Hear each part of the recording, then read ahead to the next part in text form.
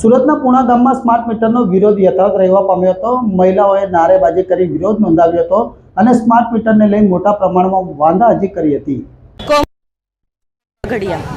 શું સમસ્યા છે? વિરોધ કરી રહ્યા છો? શું અમારે છે ને સ્માર્ટ મીટર છે જે જોતું નથી કા તો તમે એમ કહો કે પહેલે આ મીટર હતો તો આ મીટરમાં જેમ લાઇટ બિલ આવે એવી રીતે અમે લાઇટ બિલ ભરતા એવું નથી।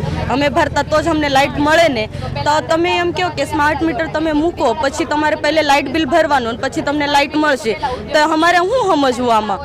અમે તો ચોર તો નથી ભાઈ કે અમે લાઇટ બિલ નથી ભરવાના એમ। તમને ઉપરથી તો ખબર પડી જ જાય ને કે અમે લાઇટ બિલ ભરે છીએ કે નહીં। તો આ સ્માર્ટ મીટર શું કામ જોઈશે? આ બધા ગરીબ છે તો આ ગરીબ કેમ ભરશે લાઇટ બિલ? આ બધા ઘરે કામ કરે છે ને પછી તમને ધંધો હાલતો નથી ભાઈઓનો। આ બધું ઘરે બાયું કામ કરે પછી છોકરાઓને ભણાવે પછી આમાં બધા લાઇટ બિલ તમારા ભરે રાખશે તો આમાં ગરીબ માણસ ખાય શું પીવે શું? આમાં છોકરાઓને ભણાવશે કેમ?